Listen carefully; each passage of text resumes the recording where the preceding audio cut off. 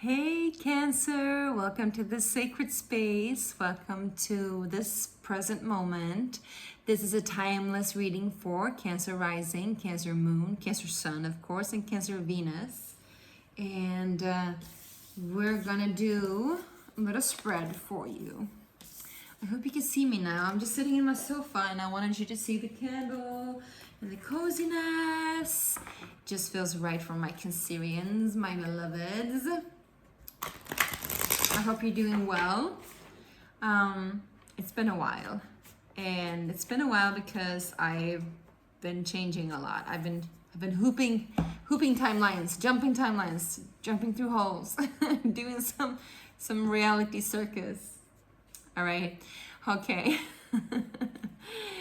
Do remember to subscribe and like if you haven't already. I highly appreciate that. Today is January 22nd. So if you're watching this right now as it comes up or around this time, then this is for you now and for this present moment.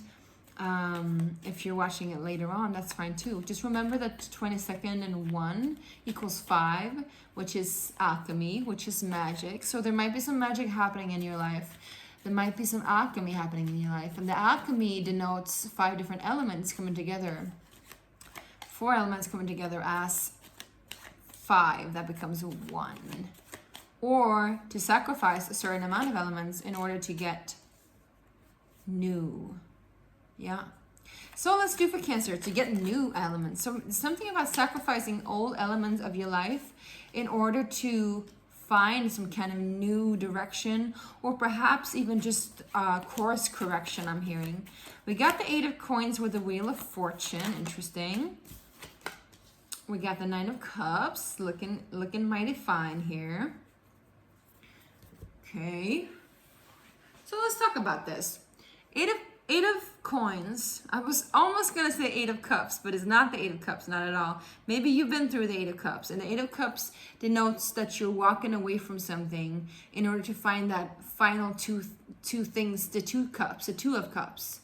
You're leaving behind 8 cups, which is seemingly a lot, right? Everything you have, you're leaving behind in order to find the 2 cups. But what have you found? They're asking, what have you found so far? Because it looks like you're moving through it slowly but surely, but there's a hint of self-sacrifice here. My lovely Cancers, why are you sacrificing? Well, you're sacrificing for love, of course. You know, that's pretty obvious. Cancers, that's what we do, right? We sacrifice a part of ourselves. The struggle is real, I'm hearing, in order for others to live their life in liberty. But what about you then? What about you? Well, I think if you've been through the 8 of Cups recently, if you've been through a situation that you left something behind, it might seem like there's not that actual change in your physical reality just yet, because maybe you left it emotionally, but you didn't leave it physically. But 8 is a number of power, is a number of infinity. So there will be a change. And the Wheel of Fortune comes in to say there is going to be a change. And we're going to help you out. Universe is helping you out. That's what they're saying. They're coming in to help you out. They're banging on their drum. Is it a drum? Maybe it's a, what's that called? An udo? You know, that African bowl that has it has 2 different holes in it, and you like clash it and sing it, and it sounds wonderful. And it's supposed to be like a womb-like energy, which is also your energy. Like, you are the mother, right? So, but I'm hearing the world is your womb. So maybe you're creating something. Maybe that's why you've been, walking away from other stuff, because you're creating something important to you. Could be creative project, of course. Could be a work project also. Maybe you're doing something in work that has taken the toll on you and you're about to give up. But you're not going to give up, because in comes the Wheel of Fortune, changing things up for you. Jupiter smiles at you, because Jupiter is in your sign, my loves. Wheel of Fortune is Jupiter. and then the Nine of Cups. And the Nine of Cups, especially in this deck, is so wonderful. The Nine of Cups talks about wish fulfillment. It's almost like we forgot about the last cup because we've reached that one cup. We were looking for the Two of Cups, remember? We got the Eight of Cups, we're looking for the Two of Cups. We found that one extra cup to add to the bunch, to the 10 of Cups. So we're still looking for the 10 of Cups, but the Nine of Cups makes us wonder if there's anything even better than this. It is so good. It's so good that it makes us almost a little bit, naive maybe. I mean, I would say boastful, but in this deck, I don't think it's boastfulness. I think it's more that you are in this extreme happiness and joy, you coming into it, that you forget about that final thing, the final wish. So what is that wish? What is that wish? Let's clarify, okay? Let's do some clarification, my loves. We got an already shuffled deck right here. We got you at the bottom. So you're moving in the right direction, in your direction, my loves. So let's just start with the Nine of Cups and clarifying here. What is the Nine of Cups? Oh no, they want us to ask, first and foremost, we're gonna pull one more card from this deck. What is that final cup? What is the final cup that my beautiful Cancers wants? Well, we got the Nine of Coins and the Hierophant. I think you want to feel safe and you want to feel secure and stable, maybe financially, so much that you feel independent. You don't need to rely on anyone else anymore. I think that's what you're looking for. That final thing. That final piece to the puzzle isn't what the old Cancer, what you might used to want. It is something new. It's about financial independence, or at least getting fruition of this project, whatever this is. You want that to be successful.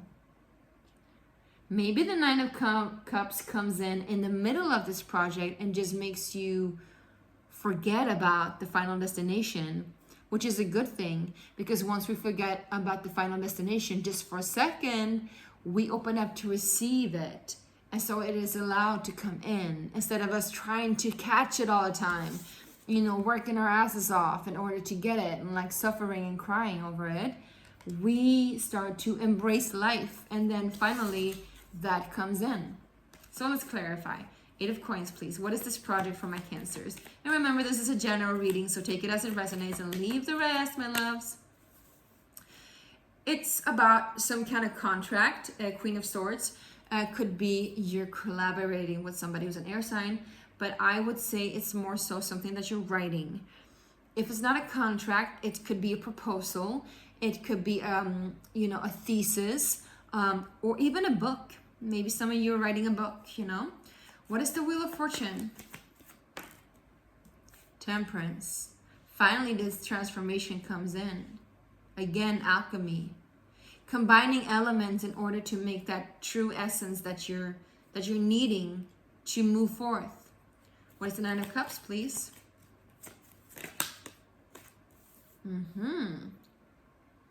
Seven of Swords.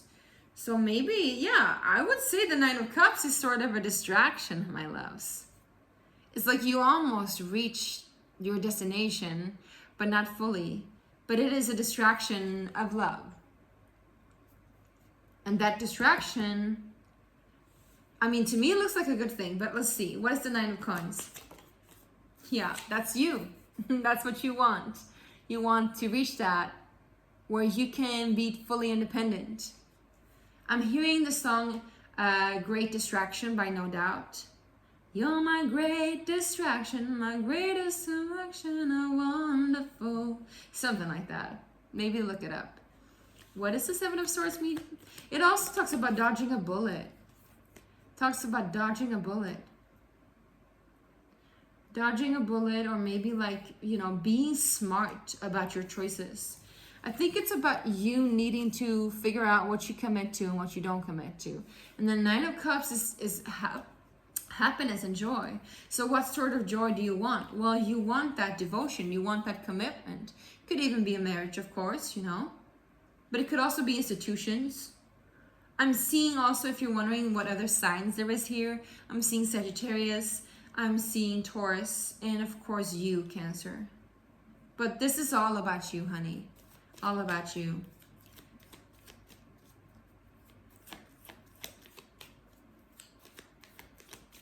So what is it that you need in order to finish this project?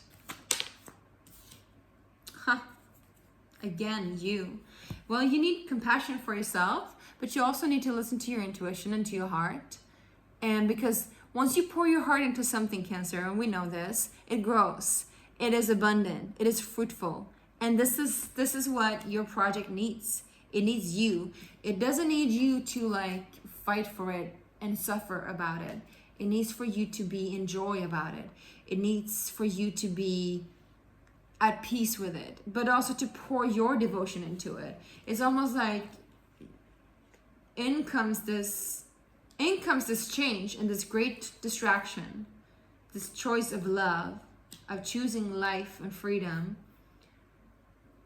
And then that commitment to yourself, or that commitment to what you love, even if it's another person, that commitment is a smart commitment because it gives you permission to fully be independent with yourself. And it will bring you, whatever this thing is, Cancer, if it's a person or just you being like very in your energy, it will bring you fortune with your project. For example, maybe this will help you finish writing the final chapters of your book. Maybe this will help you finalize your thesis. Maybe this will help you figure out how to make this contract beneficial for everybody, or at least for you. At least for you. All right, let's top this off with the Mystical Shaman Oracle. All right, my beautifuls. Let's see. Whew. For my Cancers, Cancer, Sun, Moon, Rising, and Venus. What's up for my Cancers? We got a bunch of cards. We don't want that. We want just one card, please. One card for my Cancers.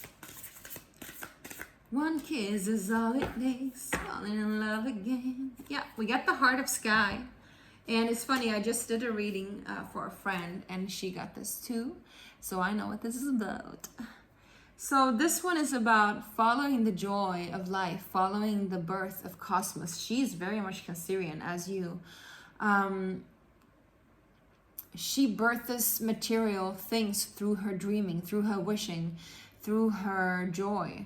So it's not about working dead hard and being super serious about what it is that you want. It's not about suffering or refining anything. It's about trusting that process and being in joy and being in love with life, being in love with yourself, being in love with what you commit yourself to, being in love with what you devote yourself to, being in love with what you pour your energy into, and being in love with yourself. Again, I'm saying it again. Let's read about it, my loves, and then I'm going to call this a day. I'm going to put my baby to sleep, and myself too. All right. So, the Heart of Sky. The Heart of Sky is the love force that made all creation possible. This same force is present when you create with originality, when you bring formlessness to form or inspired ideas to expression. So this is for you when you're creating something. Maybe you're creating a book, like I said. Some of you writers, this could definitely be for you guys.